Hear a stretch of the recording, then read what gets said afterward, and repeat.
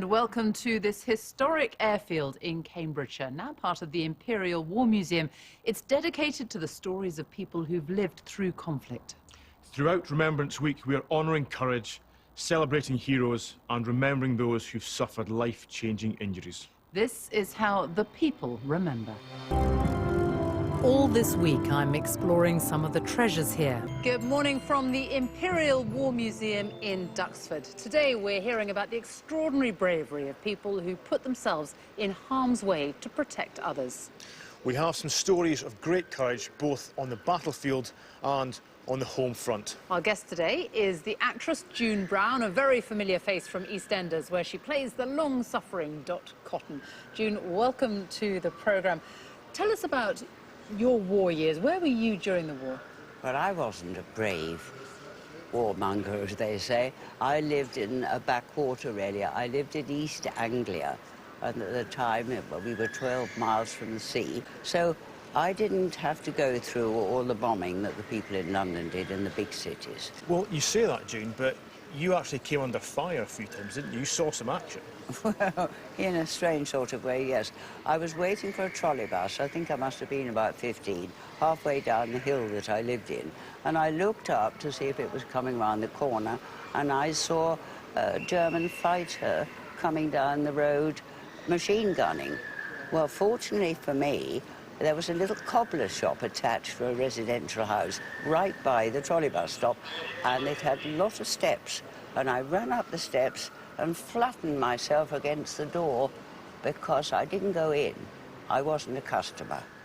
And then when it had gone, I just came down and waited at the bus stop again. And you, like so many other children, you had to leave home, didn't you? You had to be evacuated. Well, I was evacuated. I didn't have to be. It was a choice of my parents. And it was after Dunkirk, you see, and we were expecting an invasion. And I went with only 2 of my form and 1 teacher, lovely Miss Midgley, the Latin teacher, to Leicester. I know you've got some wonderful stories to tell. You're going to tell us more about that in a moment. But as we heard, June was one of thousands of children evacuated during World War II to keep safe from the bombs. But there were lulls during the bombing, and with youngsters missing home, parents were faced with the choice of leaving their children in safer parts of the country or bringing them back to the potential danger of the cities. Historian Richard Van Emden has been finding out about the agonising decision one family had to make.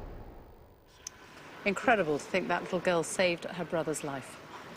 Now, June, when you were evacuated, did you feel safer being away from Ipswich? Well, not really, no, because it wasn't very dangerous in Ipswich, you see, at the time. It never was. There was only 1 raid on the docks. No, I was quite happy. There were 1 or 2 incidents, of course, because we lived with a very nice couple who didn't have any children. They'd taken these 3 girls. They're very quiet. And one day they decided they'd give us a treat and take us to the theatre. And we went to see the musical comedy, The Maid of the Mountains. I'll start to sing you the song if you like, but I won't.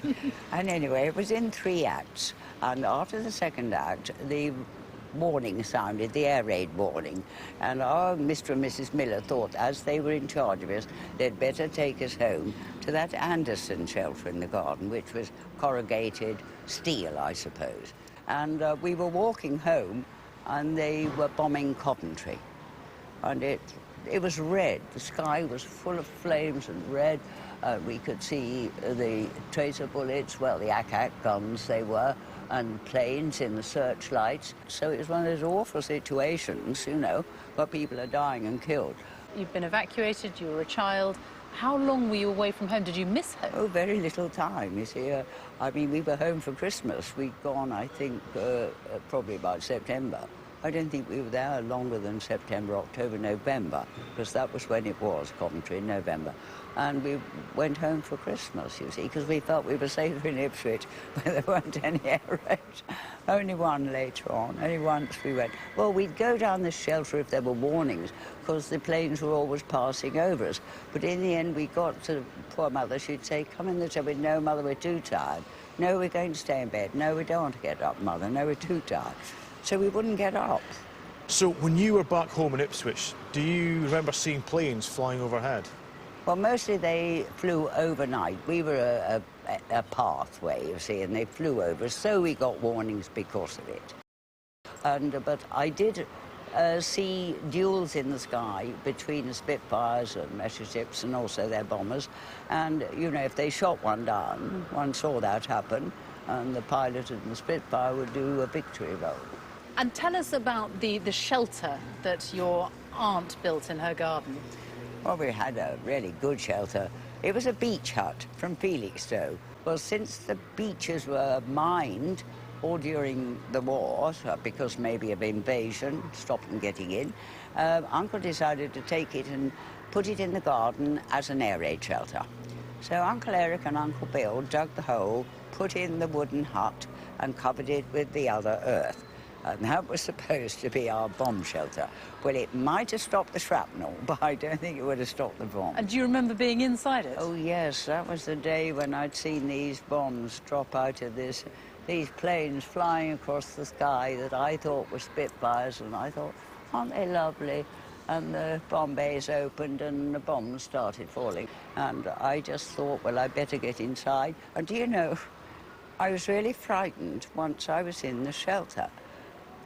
I didn't make a noise. Who didn't make any noises or moan or cry or groan? Oh, no, you stiff upper lip. I was probably a bit white and a bit trembly, and she was a bit ashamed of me.